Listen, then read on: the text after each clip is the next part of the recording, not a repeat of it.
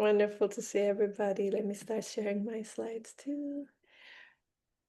It's been a really great month, a lot of wonderful things to share. So I'm very excited and a lot of new faces. It's really wonderful to see everybody.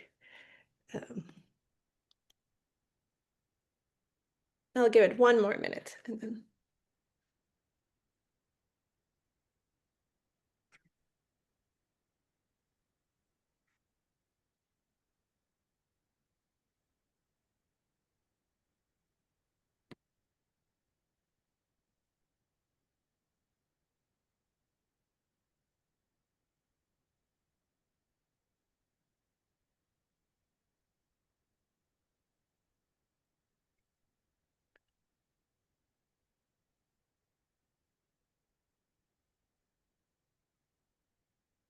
All right, I think we can start. Welcome, everybody. Welcome to our October meeting. We are very excited. We have a really wonderful speaker today, Dr. Marc Berman, who will be talking about his work on the impact of nature and urban parks on mental health and physical health and our cognition and brain health in general. And we have a lot of wonderful updates to give you. Also hear insights from Dr. Emily Brower about the Planetary Health Annual Meeting that she had participated in. First of all, I would like to say welcome to our new members. We have had quite a jump of new members. Now we have 273 members from 52 countries, spanning 40 fields. It's really, really wonderful to see how global and transdisciplinary our group is becoming. And thank you so much for spreading the word about our group. Thank you so much for being interested in joining our group. If you're new to these meetings, or it has been a while since you've been here, please introduce yourself on the chat, and thank you for those who have done so already. And this past month has been really a wonderful opportunity to meet a lot of our members. I was in San Diego first, speaking at the annual Neuroscience Academy of Neuroscience for architecture meeting, and where I got to meet some of our great members there. You can see at the bottom, and Dr. Giotto Mishra had joined me in one of the conversations, and get to meet a lot of wonderful architect colleagues and designer colleagues who were very interested in joining our meeting, and who may be here already. So thank you so much for that. And also, I was in New York during the Climate Week and the United Nations General Assembly, where we were able to organize a gathering of about 15 of us that was in the city at the time for a dinner. We usually try to do this once a year with some delicious Turkish food. So you can see pictures there too. And this is really what the community is all about. It's so wonderful to bring our members together and really share ideas, just share our mission, and being together is so special. And this is, I think, what's really unique about our group. And if you are, please, I encourage you to always reach out to any of our group members if you're traveling to a new place, if you're attending a meeting, or if you're just curious about members in your hometown. Please feel free to reach out. Please meet up. Please let me know, send photos. It's really wonderful to see our group coming together, and it's very special. And similarly, Dr. Emily Brower, who is a neurology resident at Charité in Berlin, she was at the Planetary Health Annual Meeting that happened earlier this month in Rotterdam, Netherlands. And she talked about our group and was able to share about what we do, what our mission is, and gathered quite a bit of interest in our group. So I'm going to stop sharing and have her have the floor to talk about her insights from the meeting. As you know, Planetary Health Alliance is a big partner of our group, and we're planning a lot of different projects together, anywhere from coming up with a curriculum around brain and planetary health to having webinars and joint reports together. So Emily, I'm going to let you have the word, and really excited to hear about your insights. Thank you, Borjan. Actually, you can in a moment go back to your slide, because mine is really, really similar to yours, and then we can just use yours. Sure, absolutely. So yes, I visited Rotterdam in the beginning of October, where the Planetary Health annual meeting took place. There were, I think, over 500 participants from over 50 countries, and we had the chance to present the work of the Neuro Climate Working Group in a poster pitch session, and this poster will also be published as a paper, because the top scoring abstracts got the chance to be included in a special issue. Sorry, I'm post night shift, so please bear with me when I'm missing words. Yeah, so I was really, first of all, I was really, really impressed with the planetary health community there. So I've, like, of course, I've attended conferences, but this was truly outstanding. That it was a conference that sparked so many ideas, and the community was just, yeah, it was overwhelming. I think I have never attended a conference where it's so many insightful, thought-provoking conversations in just 3 days, and everybody was also, like our group, really interested in collaboration, in building a movement. So that was one of the key things that stood out to me. What I also really liked about the conference, that they really made an effort in giving space to indigenous peoples and those communities, and the communities most affected by climate change.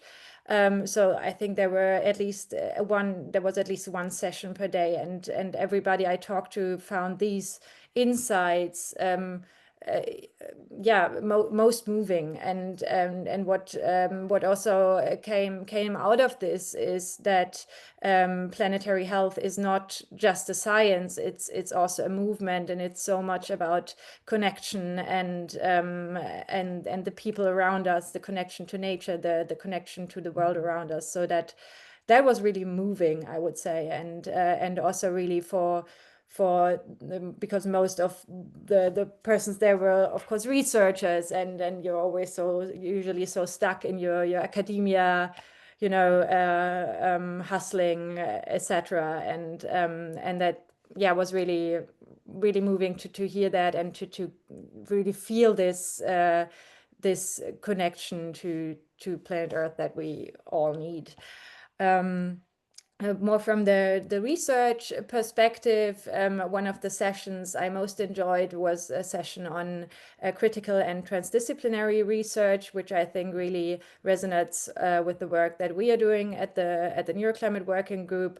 And we talked a lot about how it is necessary to include societal, sorry, I'm missing the word here, but like things like society and how everything works around us, how we need to involve this in our research, and that a lot of researchers that do transdisciplinary research face challenges funding-wise, etc. I think there are also many people here who know this. And concerning brain health, there was not much, so that really shows the need for our group. There were, I think, like 2 or 3 other posters that made some connections to mental health, but that was about it. And in the main sessions, there was not really a mentioning of it. So I think that that really shows the need for our group. And also during my poster session, there really was a lot of interest in our work. Burchard, maybe you can tell whether we gained a lot of, whether we gained some new members from the session. I hope so. Yeah. And on the Rotterdam and conference side, so yeah, Rotterdam is really a super interesting city. So if you get the chance to read a bit about it, go ahead. I was like everybody who takes the bike and has visited the Netherlands knows how great their bike lanes are. So I was really impressed with that. And what I also really liked about the Congress is that they truly they involved this concept of being a movement other than just science in the conference itself. So there were meditation breaks, there were yoga breaks, there were a lot of sessions that focused on creating a roadmap and not just panel.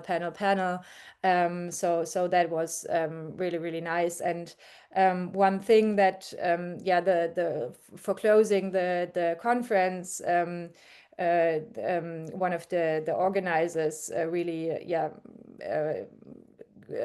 came up with one sentence that I think really has the point, and it really stuck with me. And this sentence is, we must commit our hands, hearts, minds, and ears to creating a future we can all thrive. Yeah, and I think that's what we're working on. So yeah, thanks you again for the opportunity to be there and to present a little bit of my insights here. And I'm open to questions if anybody has some. Any questions? I have Yes, one please go. question. So, were many different fields presented or represented at the conference, and was it kind of a mix of science and policy people, or was it kind of leaning more one way versus the other? No, I think it was really a mix. I think that the sessions, the main sessions focused more on the policy side, movement building side, sociological side, I would say. And the poster sessions, which took place along the conference every day, they were more research focused. So I would say it like this.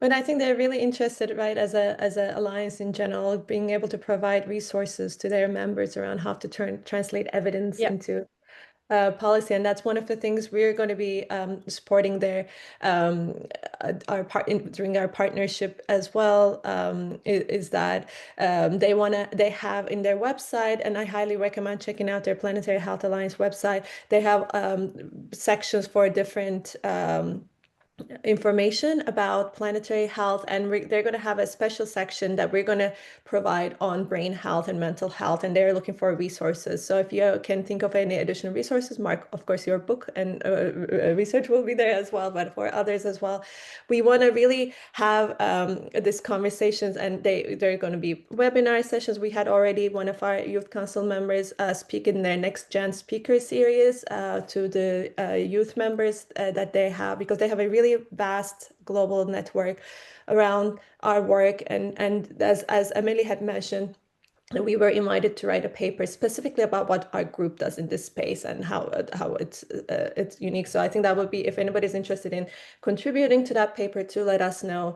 We'll be working on it in the next couple months, in really thinking about, can we bring it as a model what our group does, to that other groups can emulate as well in this space.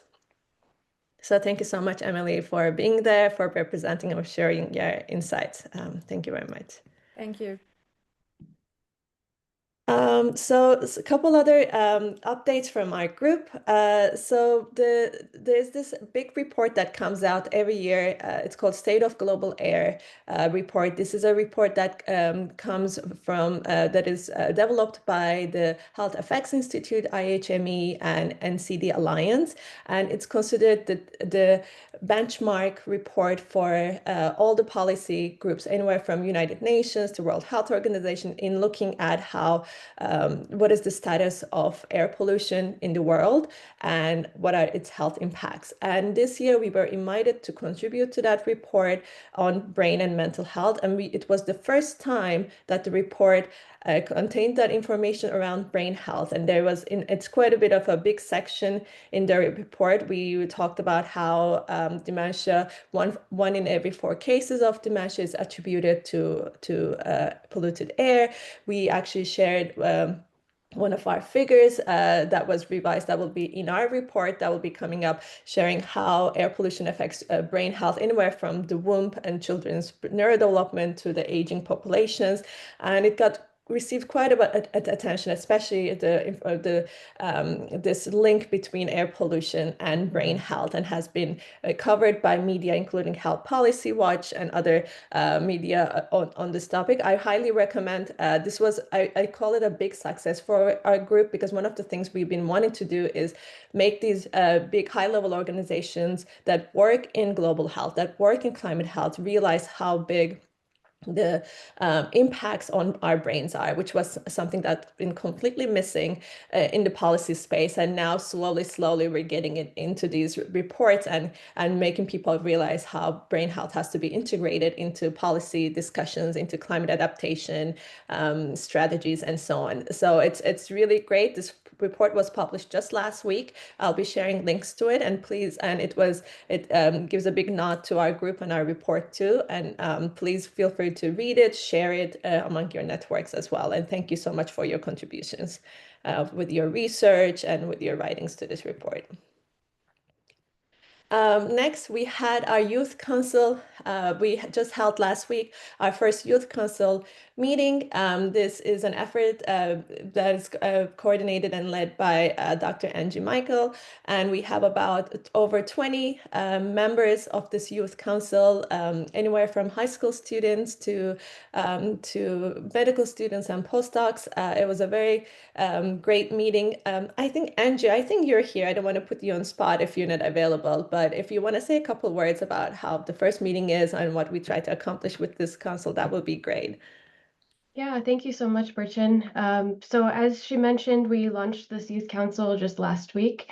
The goal of the youth council is really motivated by what we're hearing from some of the younger members of the Neuro Climate Working Group, in that they really want to find opportunities to be engaged.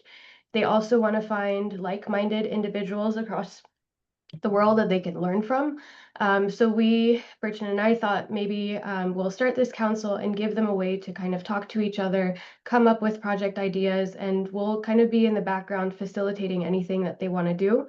So in our first meeting, really what we emphasize is we want this group to be an action tank that kind of represents the work that the overall Neuro Climate Working Group is doing, but give them their own kind of unique voice. So we talked a lot about motivations that everyone had for being involved and doing work with the group. I heard a lot about climate anxiety from these young members of the group, and that by participating, that kind of mitigates some of the feelings of anxiety that they have. So I hope we can kind of find the best activities for them to do. I might be tagging different people in the larger Neuro Climate Working Group to get connected with some of the individual members, or if we have project ideas, we might reach out to you. So we're kind of in the phase of collecting all of the ideas and deciding to collectively what the best option for projects will be. So I will appreciate feedback from, both the youth council members, but also the larger group. And also if there's any opportunities that you have in your labs or in your organizations to provide voices for these members of the youth council, please reach out to us. Yeah, looking forward to what we all do together. Absolutely. Thank you so much for your leadership in this effort, Angie. And I want to, if someone was not, if you're a young member, we're looking at ages 15 to 30, that you want to be part of this council, please let me or Angie know as well. We would love to welcome you into the group. And I love what you said. If there's any opportunities in your work that you can see to have involvement of our youth council members, we would really appreciate it too. We really see this work as in our group as a really changing the world, but also building a legacy. I don't like the word capacity building, but building a legacy. And that's only possible with the incredible members of our youth members. So really excited for this work to be launched, and very excited to see what our members will be doing. I also wanted to share about, there was a call for input from the United Nations High Commissioners of Human Rights for a special rapporteur on how healthy environment is a human right. And this will be in March 2026 at the United Nations highest level of human rights commissions will be presented. And they had a call out for evidence on why healthy air, clean air should be considered a human right. And we were able to prepare a report with Dr. Alessandra Massassa on really specifically data on mental and brain health and its connection to clean air. And we hope that that will be similar to the state of global accepted and really go into this really high level justice councils in talking about why clean air should be a human right, and because and due to its also impacts on our mental and brain health. I also wanted to highlight a couple of recent papers that had come from our members, Drs. Kelton Miner and Emma Lawrence, on effects of heat on mental health and sleep. Dr. Miner will be speaking in January to our group about his work on heat and relation of heat and sleep. And he's also part of the Lancet Commission on Climate Mental Health and part of the Lancet Countdown reports and creating indicators around this. And he'll be giving us an overview. I think one of the things this big Lancet Countdown reports on climate and health is missing are indicators on brain health. So I would love us to start thinking about and brainstorming how we could perhaps, with the existing data we have or incoming data, how we can input indicators that can be measurable and be part of these spaces. So that'll be wonderful to hear from his insights in the coming months as well. And finally, there was a wonderful recognition of our incredible member Leila McCurdy at the Children's Environmental Health Association, and I will be sharing the data too. She's really has been a great leader for over decades on children's environmental health, and we're really lucky for her to be part of our group too, really leading the efforts and thinking about how climate change affects children's health. So it was wonderful to see this well-deserved recognition of her work. And just a couple opportunities. There are some big meetings coming up. There's COP30 that will be happening in Belém, Brazil in early November. There will be a Brain Health Futures Summit that will be happening in Melbourne, Australia, where I will be. And there will be a Society for Neuroscience happening early November in San Diego. If you are planning to attend any of these, please let us know. We want to have the members come together. This will be a great event. A lot of members will be in these different meetings, and we would love for you to come together and meet each other. We may be even perhaps creating these WhatsApp groups where people can interact and share information about what meetings are happening, side events are happening, and so on in these big events. So please let us know. I'll be sharing some links to those as well. And also there is a new call that is coming up in Frontiers in Neurology on the changing climate and neurology. This is an effort that is coming from that is led by Dr. Sean Watson in Australia, and he is looking for some co-editors to this call, especially coming from the Global South, and also looking for papers to be considered for this special issue, which I know our members would be great candidates to send papers and also be co-editors. I already sent some suggestions for great opportunities for co-editors from our community. So if you get an email from him, it may be because I told him that you would be a great candidate for that, but please, we'll be sending out a link to that too. Please consider also to contribute to this special issue. And also one of the new project, we have a new project alert. We're thinking of starting a systemic review on how air pollution and climate change impact children's neurodevelopment. And this will be an effort led by Dr. Federica Pereira and myself, because in our conversations with Dr. Pereira, we realized that there was an effort missing in the literature that combines all these data and evidence coming in this space. So if you want to be involved in this, we're looking for people that can help us with the systemic review. Please let us know.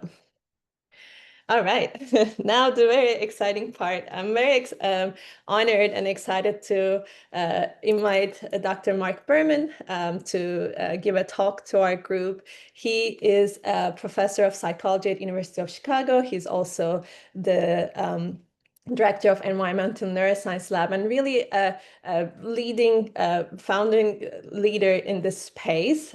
He had a book that I share here.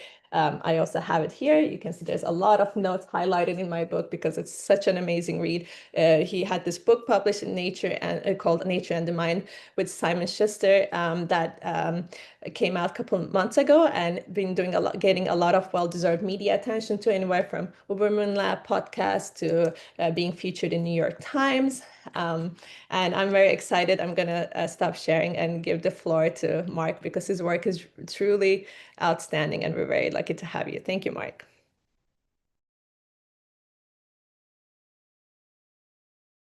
You're muted, Marc.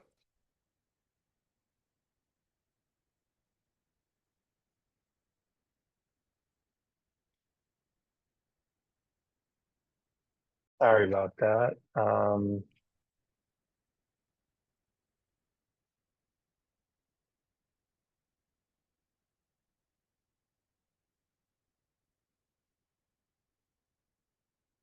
Okay, can everybody see the slides? Okay, great.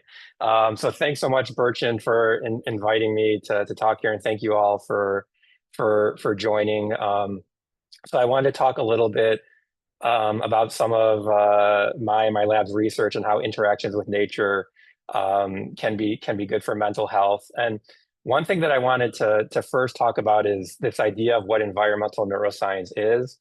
And I think about environmental neuroscience in kind of two ways. So one way is what I'm kind of showing here on the right. Can you see my mouse moving? Is that, yeah, okay. So what I'm going to be talking a lot today is about how interactions with nature and being around more trees and green spaces or going on walks in nature can be good for memory and attention. And then if you go from left to right on this figure, we're trying to understand sort of what are the biological features of why interacting with these different environments can lead to these changes. So trying to do things like have people interact with nature while we brain image them and things like that, or even looking at how interactions with nature or other environments might alter gene expression. So we call that the mechanistic approach. That's kind of sort of a standard scientific approach. You have this big phenomenon, this big behavior, try to break it down into its smaller components. But I think another thing that kind of makes environmental neuroscience unique or different is that you can also think about going from this figure from right to left. So you can imagine somebody with a certain epigenetic profile or a certain brain network profile, and then try to think, how can we design environments that might optimize their well-being or improve their attention, improve their memory, improve their ability to cooperate? And so it's interesting, Berchan, that you went to that architecture conference, because that is something that I've been interested in, but it's hard to try to build things together, and the same architectural design going to be good for everybody, and what are the individual differences. But I do think in this field of environmental neuroscience that I say that I work under, that's something really important that we're really interested in. And then another thing that we're really interested in doing too is to try to quantify these different relationships. So how much nature do people need to get these cognitive benefits? What kind of nature do they need to look at? And I've been very inspired by the social psychologist Kurt Lewin, who in the 1930s posited that human behavior is a function of the person and the environment. And I think many of us wouldn't be too surprised by that. But a lot of psychology and neuroscience is still very, very focused on the person and individual characteristics, and not about how the broader environment interacts with individual characteristics to produce behavior. And so we kind of have this expanded Lewin equation that, behavior is a function of genetics, our neurobiology, our psychology, and the environment. And it's going to be a challenge, but can we actually find quantitative or mathematical models to explain how all these different variables interact with each other? So that's kind of a big goal of environmental neuroscience too. Maybe I'll just pause there for a moment just to see if there's any questions about anything there before I move forward. And I know, Berchan, I'm having a little trouble seeing the chat. So if you see something pop up in the chat, if you can just let me know. Yes. If there's a question, that'd be great. Absolutely. Thank you. Okay. So We like to think of nature as an enriched environment, that it's a very healthy environment. Again, not surprising to people in this group, that the interaction with nature is a very healthy kind of interaction for us, that humans need interactions with the natural world. It's part of our nature.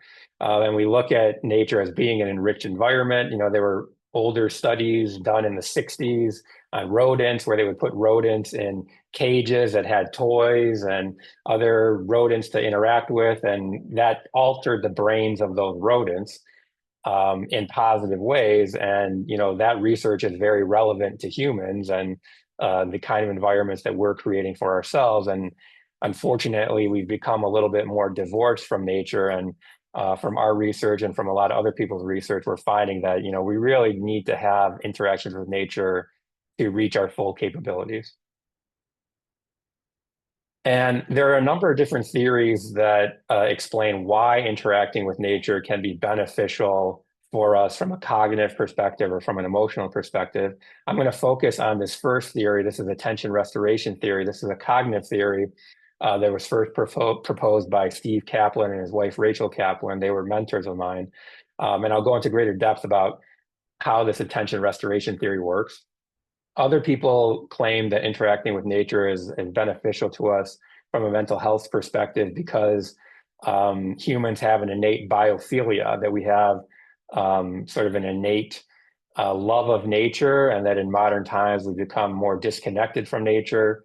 And so by interacting with nature more, we can kind of connect more with this inherent love that we have for nature. Although, Kim Meidenbauer, who's a member of this group, has shown that actually kids don't necessarily prefer nature. So we can't just take this as an assumption that people are just going to love nature. Other people have posited that interacting with nature is good for mental health because it reduces stress. And again, all of these things are possible mechanisms, but I'm going to be focusing on this cognitive mechanism of attention restoration theory. And one of the main tenets or main themes of attention restoration theory is that humans have two major kinds of attention. So one kind of attention is called voluntary or directed attention. And that's the kind of attention where you as the individual person are deciding what to pay attention to. So presumably you're deciding to pay attention to me and what I'm saying, even though you can find lots more interesting things than what I'm talking about on your phone or on your computer. But you're deciding to pay attention to me. Sometimes this directed attention is also called top-down or endogenous attention. And it's thought that our ability to direct attention is finite and can be depleted, that we can only focus our attention for so long before we become mentally fatigued and it's just too hard to focus or pay attention anymore. And we've all had that sensation, kind of at the end of a long work day where you might be just staring at the computer screen and you can't really focus anymore. And we call that a directed attention fatigue state. That's a good time to take a break in nature. That's different from another kind of attention that we call involuntary attention, or sometimes this is called bottom-up or exogenous attention. And this is the kind of attention that's automatically captured from stimulation in the environment. So bright lights, loud noises, that kind of stimulation automatically captures our attention, and you don't really have much control over it. And it's also thought that that kind of attention is less susceptible to depletion, that like here's this beautiful waterfall that I'm showing you here. You don't often hear people say, oh, I can't look at that beautiful waterfall anymore. It's just too beautiful. I have to look away. It's too tiring. Or, oh, I can't watch this really interesting movie anymore. It's just too interesting. I have to shut it off because I'm getting too tired. So one of the ideas behind attention restoration theory is that if you can find environments that don't tax directed attention, while simultaneously having interesting stimulation to capture involuntary attention, you could kind of restore or replenish this precious directed attention resource. And we think that natural environments is one kind of environment that can do this. It's not the only kind of environment that can do this, but we think it's a very good example of an environment that many natural environments that are around us, think about your local park where you feel safe. That environment doesn't place a lot of demands on your directed attention and has lots of interesting stimulation to kind of capture your involuntary attention.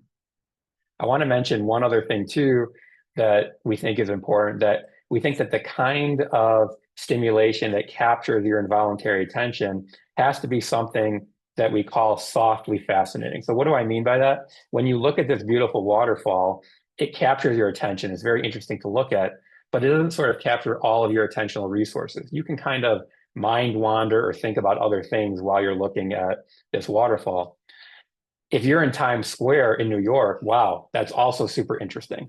Lots of interesting stimulation to capture your involuntary attention, but the stimulation in Times Square kind of captures your attention in sort of an all-encompassing and kind of harsh way. It's very hard to mind wander or think about other things when you're in Times Square. So we think that the kind of stimulation that captures involuntary attention needs to be what we call softly fascinating. And we think that a lot of natural environments are sort of good examples of an environment that has softly fascinating stimulation.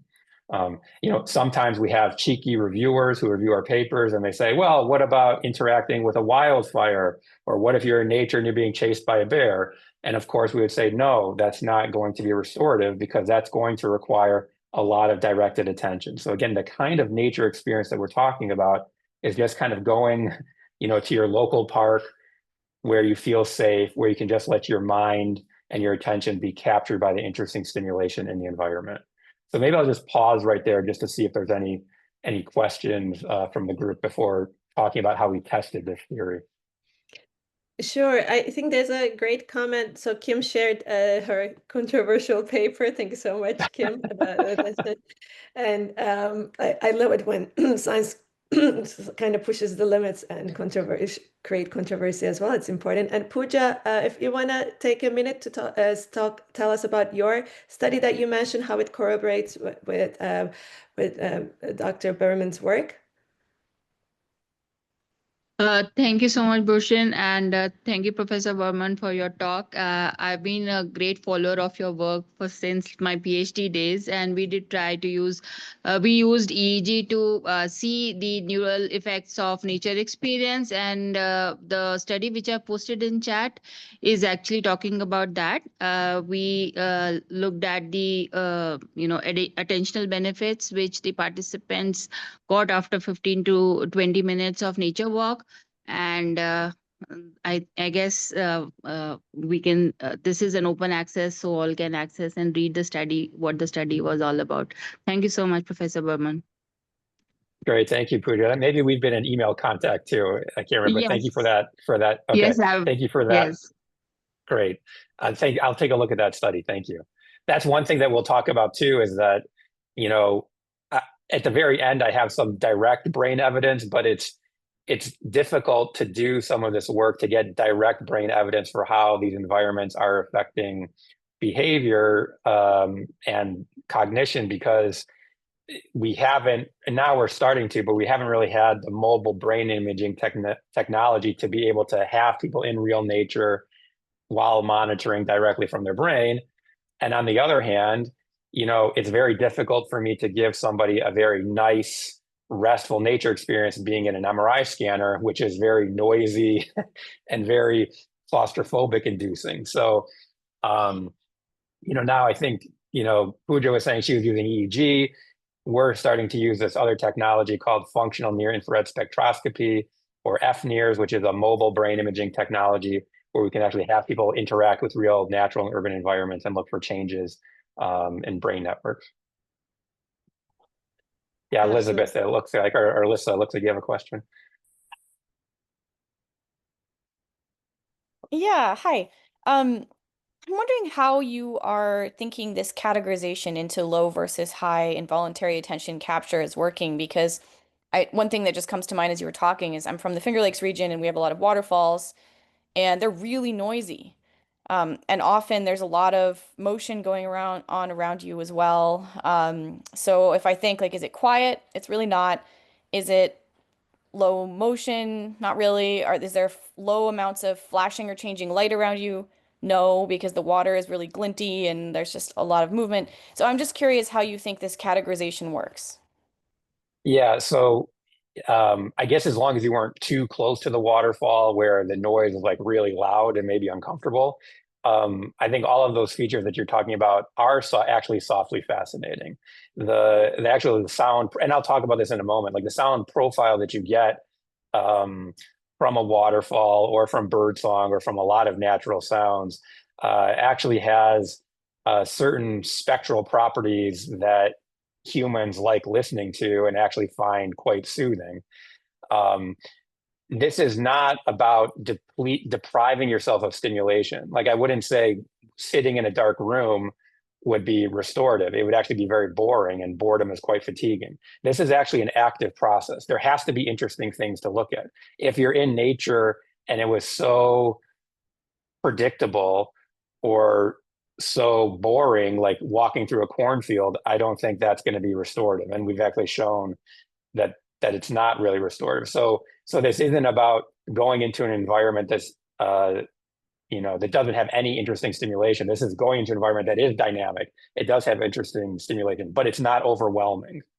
And so that's kind of this maxima that we're trying to hit here. It's interesting enough that it captures your attention, but not so overwhelming that it becomes taxing. That's the needle that we're trying to thread here. And we find that many natural environments kind of meet that criteria, but it can be a huge spectrum. I'm curious whether you think that if you nailed the peak of those properties in a non-natural environment, it would have a similar outcome, or whether those peaks can only be satisfied under the conditions of a natural environment.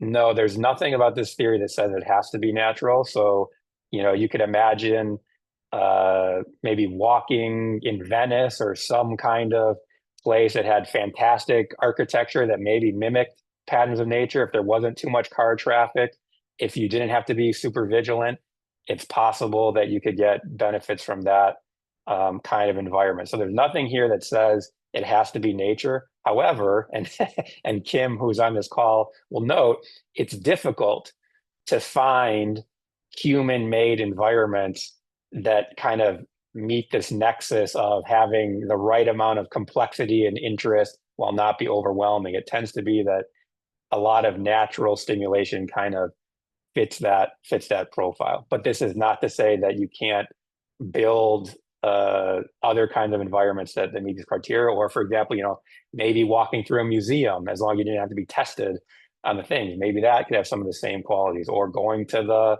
orchestra.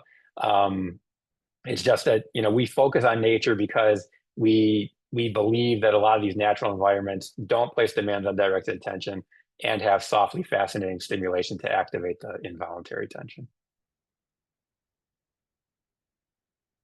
Okay, so how we tested this, we had people go on walks in real natural environments. So we brought people into the lab and we gave them a challenging cognitive task called the backwards digit span task. This is a task where you hear digits out loud, like 4, 8, 3, and then need to repeat them back in backwards order. So 3, 8, 4. At 3 digits, the task is pretty easy, but we keep increasing the number of digits up to like 9 digits. At around 5 digits, the task gets really, really challenging.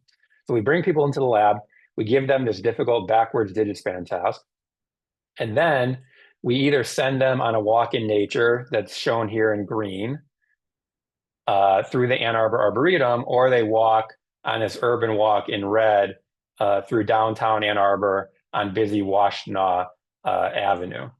And we did a couple things. So one, we took participants' cell phones because we didn't want them texting or chit-chatting on the walk. We wanted them to be very engaged with the environment. And then we also gave them a GPS watch so that we could track where they went. So these are actually real GPS traces of participants from our study because we wanted to make sure they actually went on the walk. They didn't just go to Starbucks, so we could track them. Another reason why we wanted to track them is to make sure that they didn't get lost, because we thought, well, if participants get lost on the walk, maybe the walk isn't going to be very restorative. So participants come to the lab, you take this difficult backwards digit span task, then you either go for a walk in nature or a walk in an urban environment. Both walks were 2.6 miles, and it took participants about 50 minutes to complete the walk. The participants come back to the lab, and they take this backwards digit span task again to see what the changes in performance were. Then the participants return to the lab a week later, and they repeat the whole procedure again. But if they walked in nature the first week, they walk in the urban environment the second week, or vice versa. So everybody was their own control. And we had almost 40 participants in the study. And what you can see here is that we find significant improvement on this backwards digit span class task after participants walk in nature, but hardly any improvement after participants walk in the urban environment. And this turned out to be like a 20% improvement in backwards digit span performance, which is pretty impressive, especially because people think performance on this task is actually more of a trait, not a state, that it shouldn't really fluctuate too much with your state. But here we're finding a pretty significant change in people's performance on this task after a brief walk in nature. Now, you might be thinking to yourself, well, of course this happens, Mark, because people just like nature more, and so they were happier on the walk in nature, and that's why they showed these cognitive benefits. We also had measures of mood before and after the walk, and it is true that participants typically like the nature walk more than the urban walk, but we didn't find any correlation between the improvements in mood and the improvements in cognitive performance. So it wasn't the case that the people who just improved their mood so much were also the ones that improved in their cognitive performance. But an even stronger demonstration of this was that we also had people walk at different times of the year. So some people walk in June when it was about 80 degrees Fahrenheit or maybe 25 degrees Celsius. People loved the walk. They said, Mark, I can't believe you're paying me to go for a walk in nature. Loved the walk, showed really healthy cognitive improvements. We also had people walk in January when it was about 25 degrees Fahrenheit or maybe minus 10 Celsius. Participants did not enjoy the walk in the winter, but they showed the same cognitive benefit as the people that walked in June. So I think this is really important, that to get these cognitive benefits, you didn't even have to enjoy the nature walk. So I think that's a bit counterintuitive. So again, this isn't about just liking or pleasantness or preference. We think that something deeper is happening here in terms of the cognitive improvements. That's very interesting, Mark. I also want to mention Kelton. Yeah. Kelton, do you want to talk about what you just wrote to the comment section about a study you guys have done? Yeah, I can chime in. I hope you can all hear me. Thanks so much, Mark. This is immensely fascinating, and it's always great to learn more about your work. And I think there are so many parallels between environmental neuroscience and environmental psychology and the theoretical development. So it's really, really cool. I was just sharing when you were talking about the really important step of getting the participants to deactivate their smartphones when they're, doing the study. And I think that was really, really important when we conducted this study that was recently published in Environment and Behavior. We found that most studies that look at attention restoration in natural settings usually forget to at least explicitly ask people to discard their phones or deactivate their phones or silence them. And what we found was that people were actually using their phones way more than they were going into nature environments, especially in this young adult group of Danish students. So it suggests that, at baseline, the virtual exposure is now much larger than the natural environmental exposure in this, subgroup of urban students. But what was interesting is that we found within person, the longer that people were in those natural settings, specifically nature green spaces and more wild areas like woodland areas, people reduced the time that they used on screen and on device compared to their own personal baseline at that same time of the week in the same time of year, and that those effects increased the longer that people spent in nature areas, but not recreational green spaces. And actually, when people went into parks and those areas that you were describing before, in the short term, a lot of the young students increased their device use, suggesting some sort of digital spillover into those, park areas, maybe to catch up on a call or to catch up with a social relationship. Got it. That's really interesting. Kelton, when did they had to be in like really deep nature to stop using the smartphone as much? I can send over the paper if you're curious afterwards. But it was specifically in these more wild types of natural environments. So not recreational green spaces, not parks, but rather forests and some of the woodlands and heather and heath. Very interesting. And it's an interesting point too, because we need to see how replicable these effects are. And, I've been reviewing some papers where they say, oh, we didn't find the effect, but then they might find that, oh, interacting with nature was somehow fatiguing for the participants, or like you're saying, they're not controlling for cell phone use. So we have to be really, really careful with our experimental designs here. And people are so addicted to their phones and their devices, it's very hard to get them to not do it. That's why we actually took the phones away from them. We kept them in the lab. Yeah, it's super important. So awesome that you did that, and a good lesson for others doing research in this space too, that now you have to intentionally control for that, because otherwise people will start using it. Yep.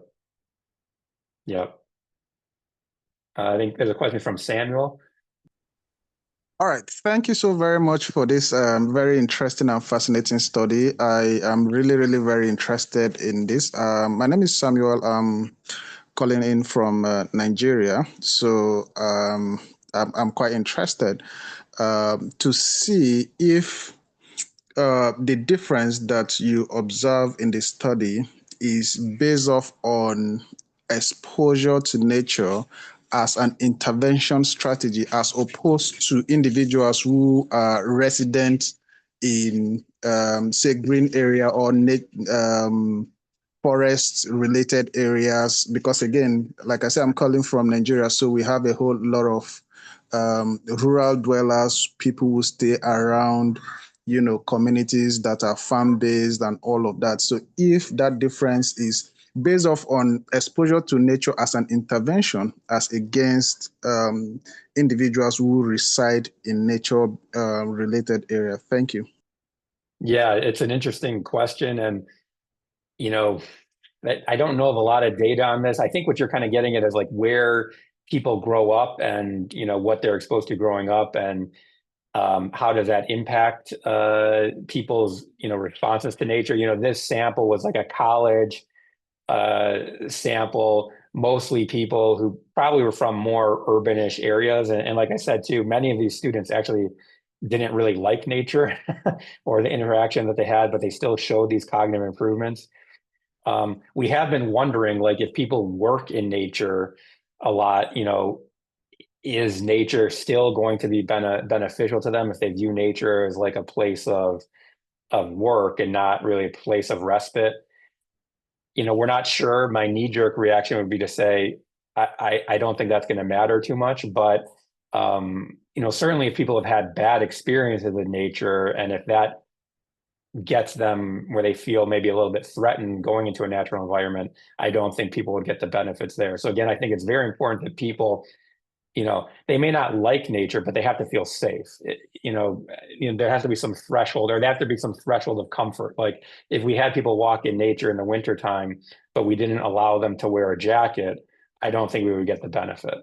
So I think, once minimal amounts of comfort have been met, then I think these effects are going to be pretty universal. But this is another good topic for this group. Again, we study people in North America because it's convenient, but we really do need more data testing people in many different environments and many different kinds of nature. Like a lot of the nature that we're testing in North America are kind of these forest kinds of nature, but the world is filled with lots of different kinds of nature. And I think we really need to know, is this true of all kinds of nature or a subset of kind of nature? Do you have to have a certain amount of trees?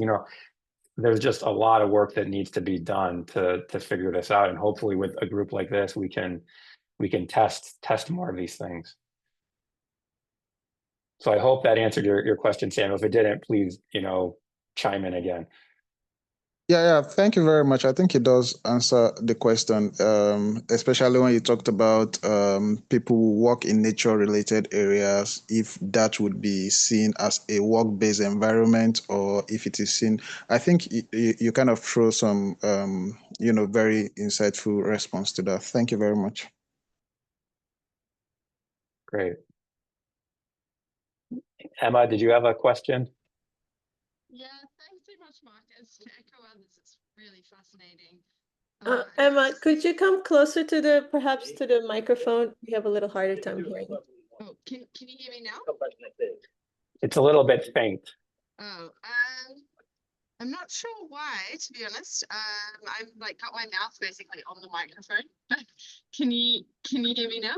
Yeah, this is better. Yeah, that's Okay. better. Okay. It turned the volume up. Interestingly, I thought your volume would go up, but not mine, but apparently both does. So yeah, really fascinating, Mark. Thank you, and really lovely to see this kind of data presented. My question may be already have been answered or to come because I was jumping on from another call, so I didn't hear the full presentation.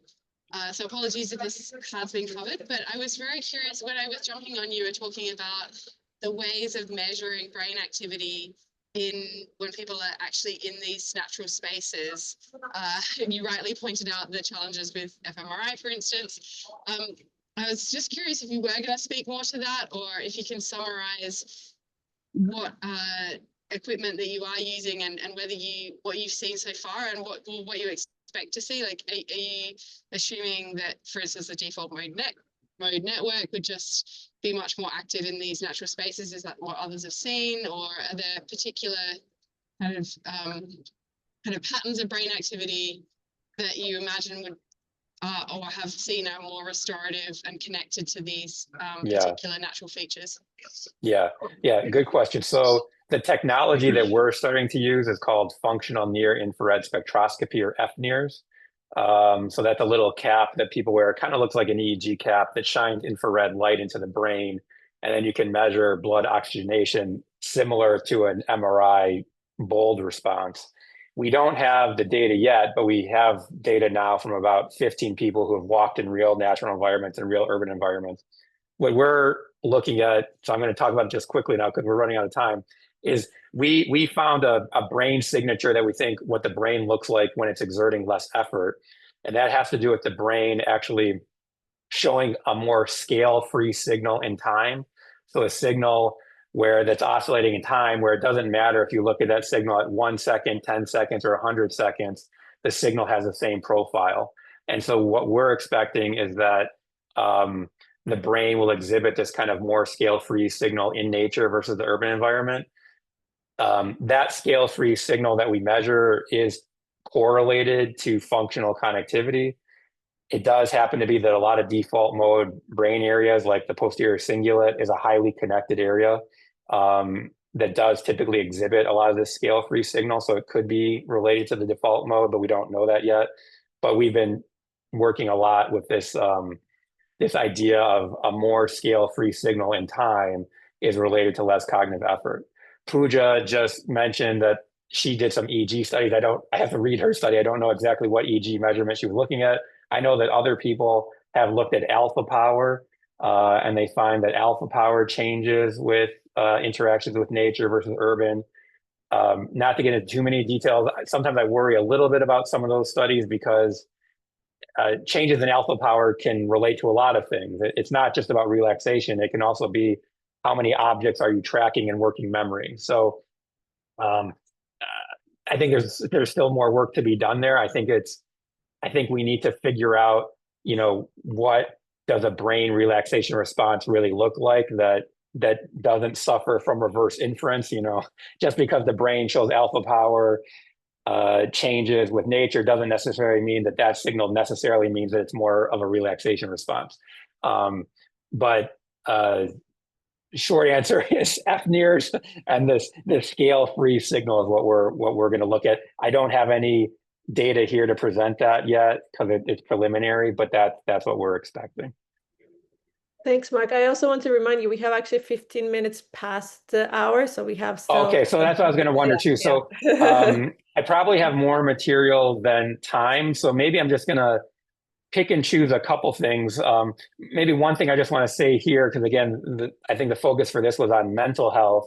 We did do a study with participants who are diagnosed with clinical depression, and we found even stronger results, which we weren't sure about. Because we thought, if you're suffering from clinical depression, you go for a walk alone, maybe that's going to be worse for depression because you're going to ruminate more in nature. But we actually found just the opposite. And in this study, before we had these participants go for the walk in nature, or the walk in the urban environment, we had them actually think about a negative thought or memory that was bothering them to try to induce rumination. And what we found again is that, again, it's the same setup as we had with the original walking study. Just now we're using participants who have been diagnosed with clinical depression, and we induce them to ruminate about a negative thought or memory before going on the walk. And we find that in this clinical population, we actually get a stronger effect, that they show significant improvements on this backwards digit span task after the walk in nature, no significant benefit after the urban walk. And in fact, we maybe even saw some decreases in performance after the urban walk, suggesting that maybe the urban walk for these participants is actually maybe fatiguing. So this has been quite interesting. And there have been other people that have demonstrated that interactions with nature can be good for people suffering from depression, suffering from anxiety. Even in the UK and in Canada, general practitioners, GPs, are now basically prescribing nature walks as sort of a supplemental therapy for depression and anxiety. Yeah, Viola, I think you've got a question. Thank you so much, Dr. Berman. Thank you. And I just had a question about this, and I was wondering, because in terms of nature, so parks, urban parks, and then roads with not much nature, not everyone is lucky to live near a green space where they can go for a walk. Is there a study where it's a mix in between? So it's a street within the city, but with quite a lot of nature, so we can understand, as you say, like how many trees or how much nature there needs to be to have that positive impact, but still in an urban environment. Yeah, it's a really good question. We know some things. So for example, walking through like a suburban street that had houses, but also some trees, is better than like walking through a cornfield or some kind of agricultural field.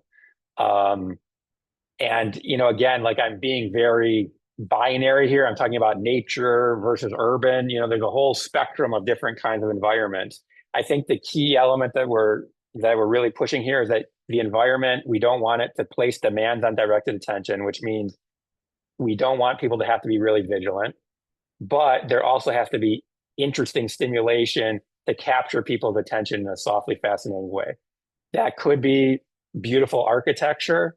That could be paintings. It also could be nature. So I think that's kind of what we're talking about here. You know, I do think there's something special about nature in the effect, and Kim can talk about this too. When we try to do studies where we say, okay, we want it, and I'll show you in a moment, we can do studies with pictures. So you can get some of these same effects with pictures of nature, or listening to nature sounds versus urban sounds. So there's something about the perceptual qualities of nature that lead to these benefits. Oftentimes, nature is preferred. And so if you show people nice nature pictures and not so nice urban pictures, and you see cognitive benefits, is it because it's nature, or is it because you just showed people something nice and showed them something not so nice? And that's why you get the difference. So Kim did this whole study. Okay, I'm going to try to equate nature images and urban images on preference, that they're equally liked, and look for changes. And the problem there is that, yes, you can do it, but it's really hard. You cannot find built urban pictures that are as well liked as the most beautiful nature. It's just very hard to do. You just can't. So what we ended up having to do is find so-so nature with good urban to equate preference. And what we know about that, we don't know much about it for the cognitive performance yet, but at least for mood, if the preference is equated, nature doesn't improve mood any more than urban. There has been some other research to show that you can actually still get the cognitive benefit from the nature, but the urban doesn't produce it. So it's not all about preference, which actually goes back to my original point that you didn't actually have to like the nature walk to get this cognitive benefit. But there must be some minimum threshold. If the nature is so ugly or so uncomfortable, I don't think you're going to get the benefit. Yeah. So just to quickly show too, I'm going to skip this, but we can also get these effects with pictures and sounds of nature. So we can have people listen to nature sounds versus urban sounds. We show these changes in performance. We can have them watch nature videos or look at nature pictures. and we can get the benefits. So this is good news, I think, that you don't even have to be in real nature to get these benefits. However, being in real nature usually leads to stronger benefits than the simulation. And I also, I get worried about saying this sometimes too, because you can say, oh, well, we can just design a nature pill, or we just put a VR setup on somebody and destroy all the real nature. No, that's not what we want. But like you said, Viola, many of us don't have access to nature. And so it's good to know, it's comforting to know you can get some of these benefits with simulation from nature. It also means too that maybe we can design things into our built environment. I mean, 90% of the time we spend indoors. So it'd be nice to actually try to bring more nature in. Sometimes we can't. Like, for example, this is a fake plant behind me because I don't have enough natural light in my office. But there are studies that find that even this artificial nature can lead to some benefits. So one of the things that we're starting to do now is to say, okay, because you can get these effects with pictures and with sound, now we're trying to decompose nature into its component parts. Like, here is a mixed natural urban scene where we quantify all the curved edges in the scene and all the straight lines. We can quantify the fractalness of the nature. We can quantify all the colors. Like, here, for each pixel, we calculate the hue, saturation, and brightness, and see, like, is there something about seeing images that have more curved edges that somehow produce these benefits? Maybe our brains process that stimulation more fluently. And a similar kind of thing with the sounds. We look at the entropy of the sound, the spectral centroid of the sounds. And from these different properties, we can predict how natural somebody thinks a scene is, how much they like the scene. You can do this with even just architecture scenes. So you can imagine like a Gaudi building. People actually rate those images being more natural, in part because the Gaudi designs mimic patterns of nature, that there's something about these natural patterns, the fractalness, contrast changes, that humans just like that kind of stimulation. So I kind of wish architects would build more in that way, but it might be more expensive. And I don't know how many of you are familiar with the architect Christopher Alexander, but he said that good architecture should mimic patterns in nature. And a lot of architects didn't like that, because they were saying, Christopher Alexander, you're just giving us a cookbook, a recipe for how to build good architecture. I don't want that. I just want to come up with my own idea and not work with a cookbook. I wish they would work with the cookbook. I don't think working with the cookbook means you're not being as creative. I think it means that there are these patterns that humans are attuned to, that they have affinity for, that we want to replicate in the built environment. Okay, Bertrand, should I pause there for a minute? Or I'm trying to think. There's Your talk is so interesting, okay. and we are all very engaged. So please go on. Okay. We love hearing it. Yeah. So I just want to say, that it's interesting that these brief exposures of nature can cause significant changes in working memory and attention performance. That's amazing. Even the simulations of nature, the pictures, the sounds, the videos can lead to these improvements. And then that also suggests that it's something about the features of nature, the fractalness, the entropy, these maybe even the textures of nature, though we haven't tested that, somehow can lead to these benefits. And then that means too that has a lot of implications for how we design different environments, especially the built environment. I also want to mention too that it's possible that all of these effects that I've shown you are actually underestimating the real effects of nature, because I'm only testing like 10 minutes of viewing pictures of nature, or 50-minute walk in nature. What about being in nature for 2 weeks, or having exposure to nature 2 hours a week for 10 weeks? The short answer is we don't know, because those are hard studies to do. So we're really only doing the easy studies. I think we do need to start thinking about the harder studies. Now, I didn't get a chance to show you this, but there's lots of other effects that people find in nature. They're somewhat observational, like, kids that live closer to green space, they tend to have better attention, but that's not experimental, that's cross-sectional. We find that when people go and visit parks more often, there's less crime in their home neighborhoods. But again, it's not experimental, it's cross-sectional. So I do think, another thing that this field has to do, but it's hard, is to start quantifying the cumulative effects of exposure to nature. Nobody would say, oh, if you exercise for 50 minutes, your attention should improve.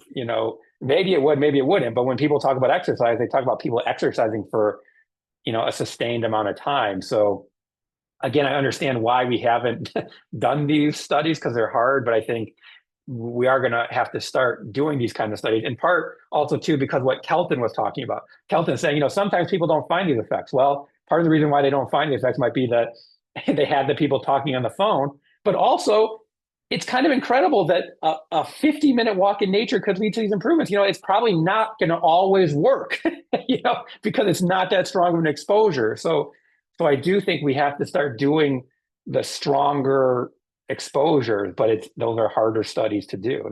They're much more expensive and much more logistically challenging. But I do think we have to do that. And probably too, if we really want to see strong brain changes with these environmental things, we're going to have to give people repeated exposure. Yeah.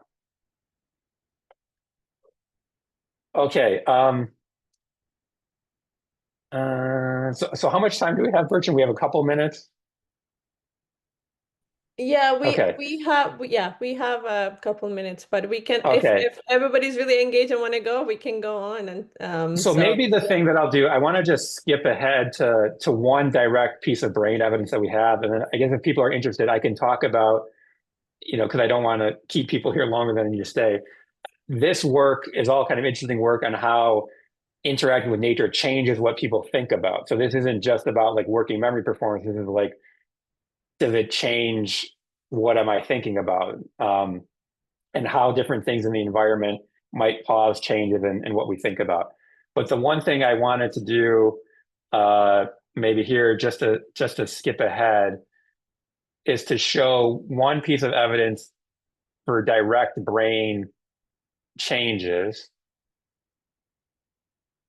And this is a data set that I think many people in this group will be interested in. This is a data set called the Adolescent Brain Cognitive Development Study, or ABCD.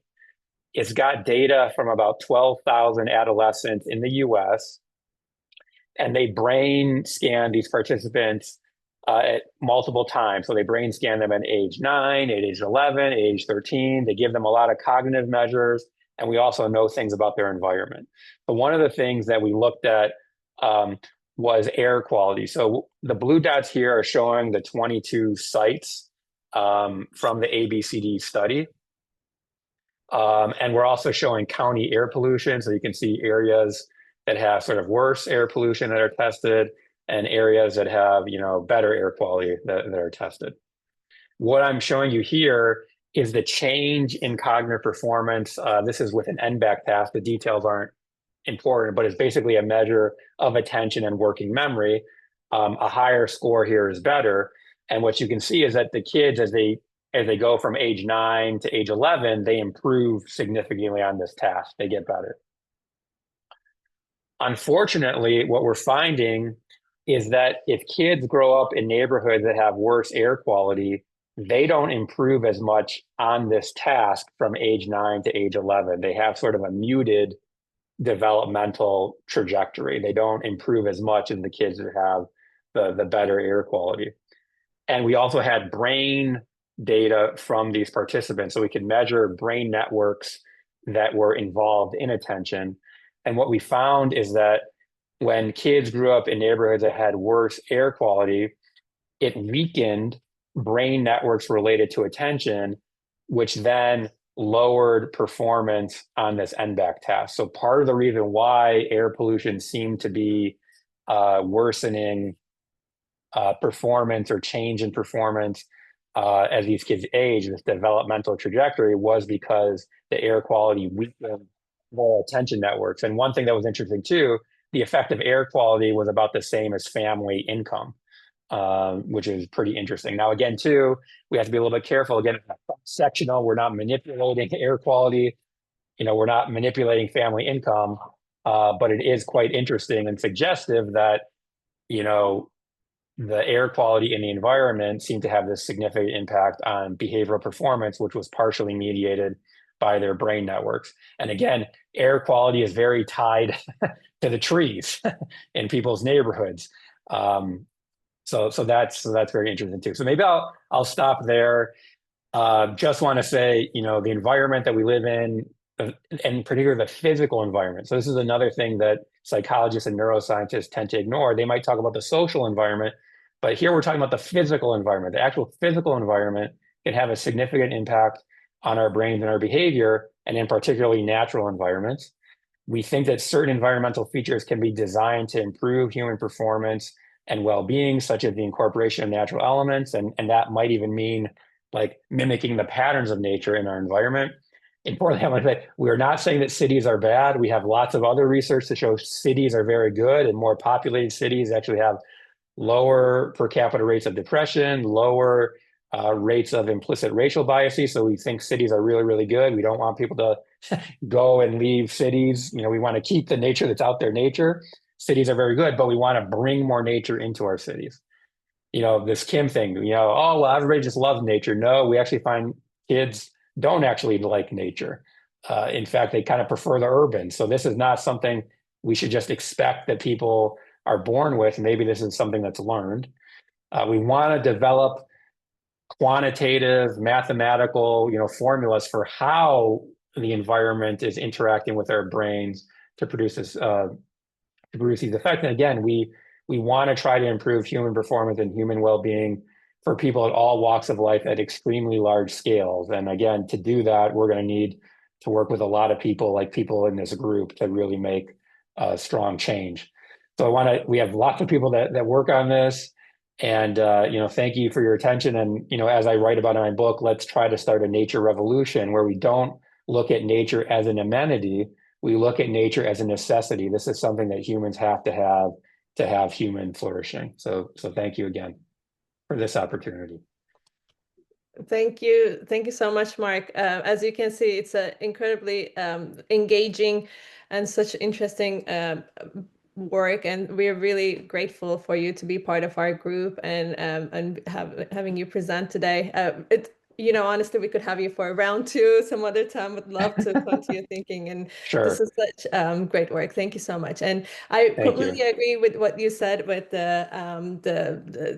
how important it is to consider having architects and designers and even city planners part of our partners in this work. We have actually about 15 or so architects in our group right now, because yeah, like you said, we spend more than 90% of our time in built environment, and how can we bring in thinking about practical solution space, how can we integrate more nature or things that mimic nature that will be good for our physical and mental health, and cognition is so important. So thank you so much for all your work. And yeah. Thank you, Bertrand. And thank you everyone for your great questions. Oh yes, is there any questions additionally? Yes, that's Nain. Yeah, I just had a question, Marc. You know, when you talk about art and that theory around nature, you mentioned earlier on that it's important with the type of nature you're engaging with. If it's potentially too overstimulating, that's not what we're looking for. That's not going to help. Has it been tested in terms of any cognitive domains where experimentally compared between a nature environment that's maybe overstimulating and is not got the features, the perceptual features that you're talking about, versus one that does target those?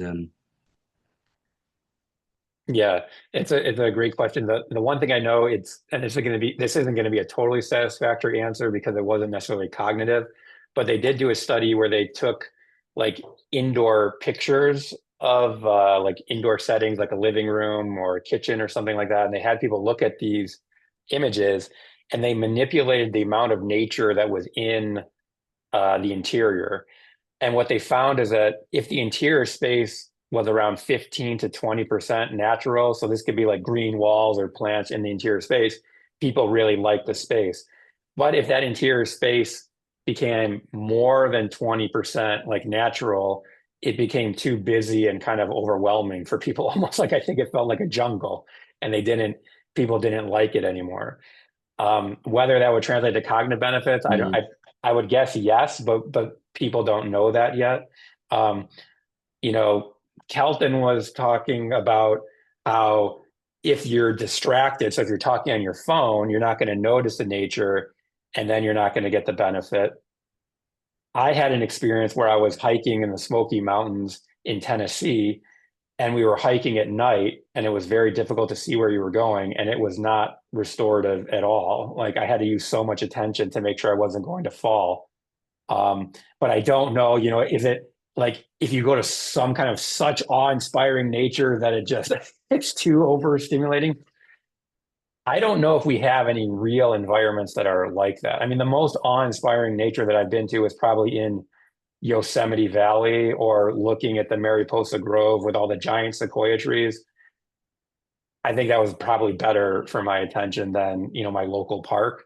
But I don't know, I'm not saying definitively that it can't happen, but I almost think you have to do some like unnatural things to make the nature kind of like too overstimulating. But like, if you have to use so much directed attention, or if I have to use a machete to like get through the nature path, maybe that won't be as restorative.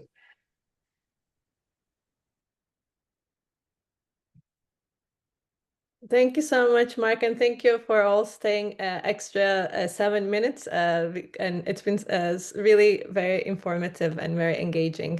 Thank you all for your time. And we'll be meeting next time in early December. So we'll be skipping November due to holidays in the US. And we're going to have our South Asia Neuro Climate Working Group subgroup talking about their work. And we're very excited to have them too. And thank you again, Mark, and all of you for being here. I hope you have a lovely month. Great. Thank you very much, everybody. Bye.